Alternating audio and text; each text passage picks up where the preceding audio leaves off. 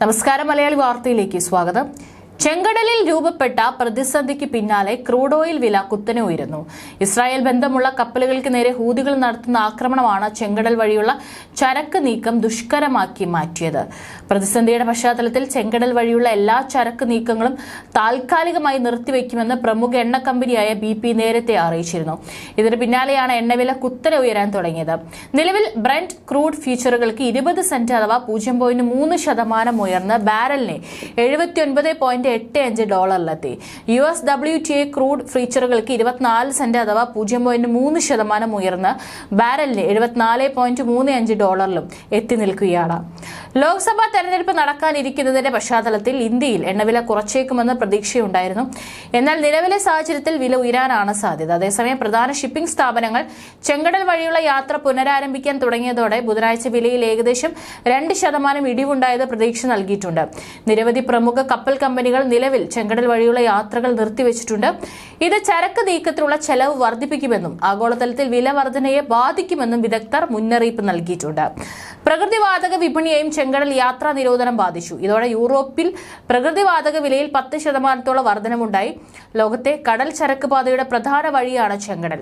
ഏഷ്യയിൽ നിന്ന് ചെങ്കടൽ വഴി സൂയസ് കനാലിലേക്കും അതുവഴി യൂറോപ്പിലേക്കുമുള്ള എളുപ്പവഴി ചരക്ക് കപ്പലുകൾക്ക് വലിയ ആശ്വാസമാണ്. റഷ്യയിൽ നിന്ന് അടക്കമുള്ള കപ്പലുകൾ ഇന്ത്യയിലേക്ക് എത്തുന്നത് ഇതുവഴിയാണ്. ചെങ്കടൽ പ്രതിസന്ധി ചെലവുകൾ വർദ്ധിപ്പിക്കുമെന്നതിനാൽ മിഡിൽ ഈസ്റ്റിൽ നിന്നും മറ്റ് സമീപ രാജ്യങ്ങളിൽ നിന്നുള്ള ക്രൂഡ് ഓയിൽ വിതരണം വർദ്ധിപ്പിക്കാനുള്ള ശ്രമത്തിലാണ് ഇന്ത്യ. ഭീഷണി വർദ്ധിച്ചതോടെ പല കപ്പലുകളും കേപ്പ് ഓഫ് ഗുഡ് ഹോപ്പിന് ചുറ്റും കൂടുതൽ ദൂരം സഞ്ചരിച്ചാണ് അറബിക്കടലിലേക്ക് എത്തുന്നത്. യാത്രയ്ക്ക് 3 ആഴ്ച അധിക സമയം വേണം. സാധാരണ റൂട്ടിലൂടെയുള്ള ഡെലിവറികൾക്കുള്ള റിസ്ക് പ്രീമിയങ്ങൾ വഹിക്കാൻ ഷിപ്പിംഗ് കമ്പനികൾ ഇന്ത്യൻ കമ്പനികളോട് ആവശ്യപ്പെടുന്നുണ്ട്. എന്നാൽ റിഫൈനർമാർ അധിക ബാധ്യത വഹിക്കാൻ തയ്യാറല്ലെന്നും ബദൽ വിതരണക്കാർക്കായി തിരയുകയാണെന്നും റിപ്പോർട്ടുകൾ പറയുന്നു. ഇൻഷുറൻസ്, ചരക്ക് ചെലവ് എന്നിവയിലെ കുത്തനെ വർധനവ് കാരണം തങ്ങളുടെ ചെലവുകൾ വർദ്ധിപ്പിക്കുമെന്നും ഇന്ത്യൻ കമ്പനികൾ ആശങ്കപ്പെടുന്നു.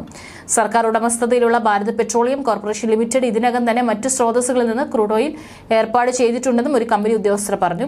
പേർഷ്യൻ ഗൾഫിൽ നിന്നും മധ്യേഷ്യയിൽ നിന്നും ക്രൂഡ് ഓയിൽ വാങ്ങുന്നതിന് കൂടുതൽ ഊന്നൽ നൽകിക്കൊണ്ട് ഊർജ്ജ ഇറക്കുമതി വൈവിധ്യവൽക്കരിക്കാനും സർക്കാർ വ്യാപാരികളെ ഉപദേശിക്കുകയാണെന്ന് ഇന്ത്യയുടെ വാണിജ്യ മന്ത്രാലയത്തിലെ ഉദ്യോഗസ്ഥർ വ്യക്തമാക്കി. ചെങ്കടൽ മേഖലയിൽ സമുദ്ര സുരക്ഷാ സഹകരണം ശക്തിപ്പെടുത്തുന്നതിന് Saudi Arabia, United Arab Emirates തുടങ്ങിയ രാജ്യങ്ങളുമായും ചർച്ചകൾ നടക്കുന്നുണ്ടെന്നും അവർ പറഞ്ഞു. ഗാസയിൽ ഇസ്രായേൽ സേന നടത്തുന്ന ആക്രമണങ്ങൾ നിർത്തണമെന്നാവശ്യപ്പെട്ടാണ് യമൻ ആസ്ഥാനമായുള്ള ഹൂതികൾ കപ്പലുകൾ ആക്രമിക്കുന്നത്.